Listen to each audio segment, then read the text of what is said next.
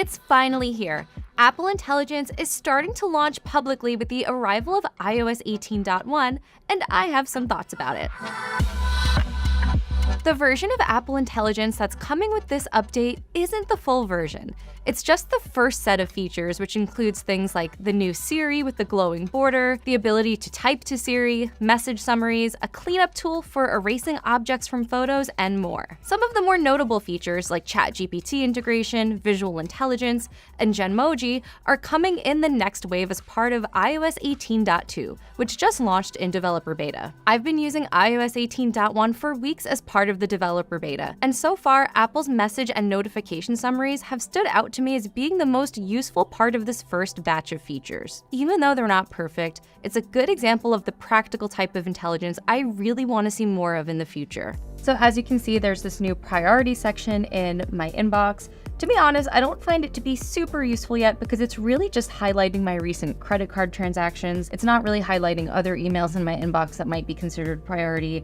Although I did have one thread with some friends about planning a weekend trip that it did highlight for parts of the day yesterday when I would check my inbox. And you'll notice here there are also some summaries of emails in my inbox, but to be honest, I do feel like this space is a little bit too small to get a meaningful amount of information. Another new feature in Apple Intelligence is writing tools, which can rewrite, proofread, and summarize text on your iPhone, whether you're sending emails, text messages, or writing notes. I've been playing around with this in the Messages app, and I've also been comparing it to Samsung's Galaxy AI on the Galaxy Z Fold 6. Okay, so I have the exact same message drafted on each phone. For the iPhone 16, I'm gonna hit the writing tools button.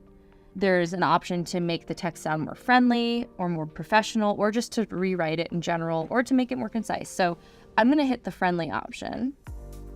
I'm gonna do the same thing on Samsung's phone. I'm gonna hit the Galaxy AI button, and I'm gonna hit writing style, the version that I think is most similar to the iPhone's friendly, which is casual.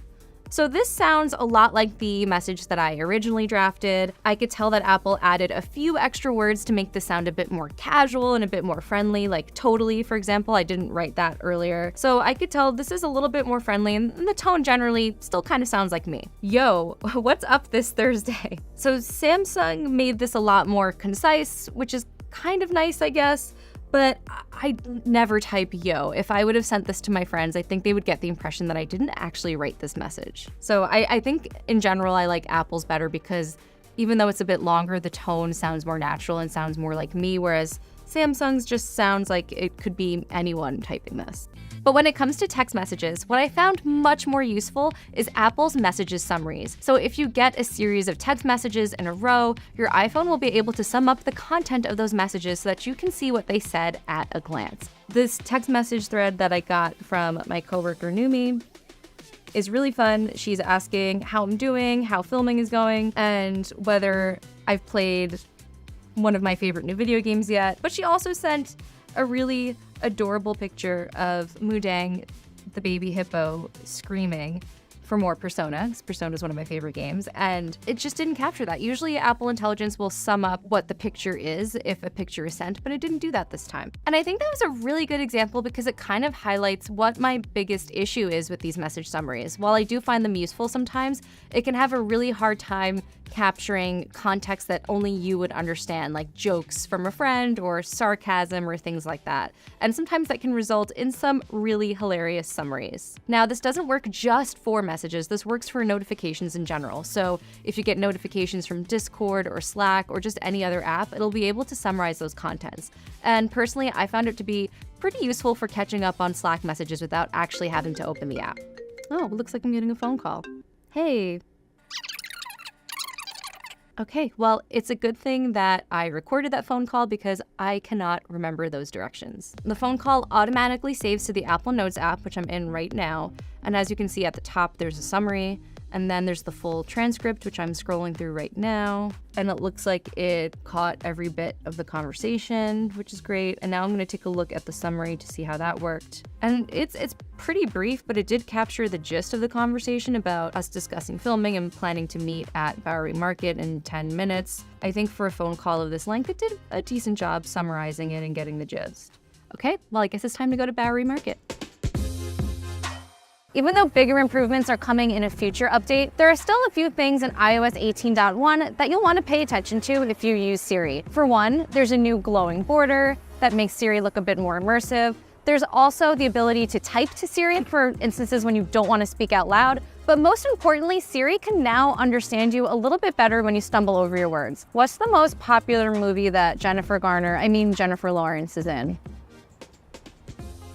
It's a pretty good answer. It understood who I was talking about, even though I made a mistake.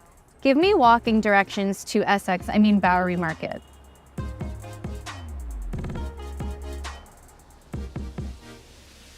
Okay, pretty good. So I'm here in Bowery Market. I'm gonna try out some of the new photography tools in Apple Intelligence. Okay, so I'm going to clean up this photo I just took. So this is a nice picture, but there's a few extra things that I don't really want in the photo, like that backpack and my coworker's tea that's next to me on the bench. So I'm gonna go ahead and tap clean up. And you can see that it suggests things to remove, and it's already suggesting the things that I just mentioned, which is pretty impressive. So I'm gonna go ahead and circle the things I don't want in the photo. And as you can see, it just made that other cup of tea just disappear. Let's try the bag and see how that does.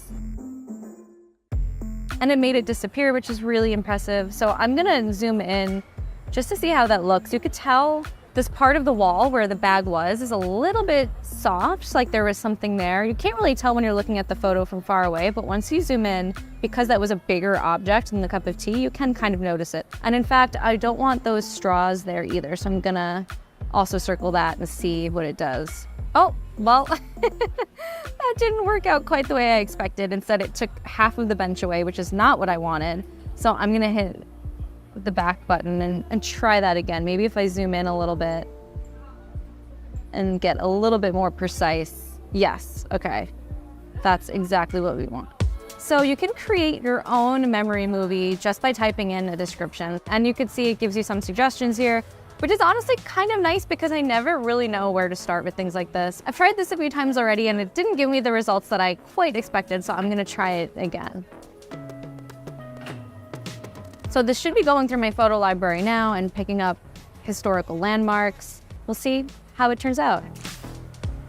Okay, so it's creating a memory about exploring and learning over the years. Even though these aren't all landmarks, it's a little bit better than some of the other results I've gotten. There's a lot of outdoor pictures here of places that I've visited in Edinburgh and Barcelona and other cities I've been to in recent years. So overall, I think this result, even though it's not landmarks specifically, or at least not all of them are landmarks, it still did a pretty decent job of pulling together some fun travel photos, which is really what I was looking for.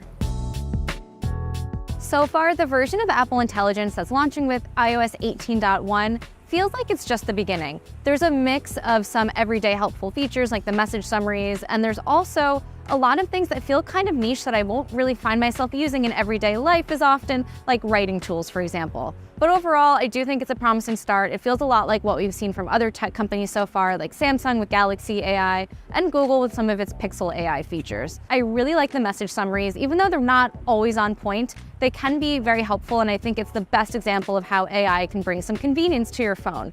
I also really liked using the cleanup tool to touch up my photos, and I also thought that Siri's new look makes it feel a bit more modern. In terms of what I didn't like, I do feel like the photo memories tool is a little inconsistent in terms of the results that it pulls up.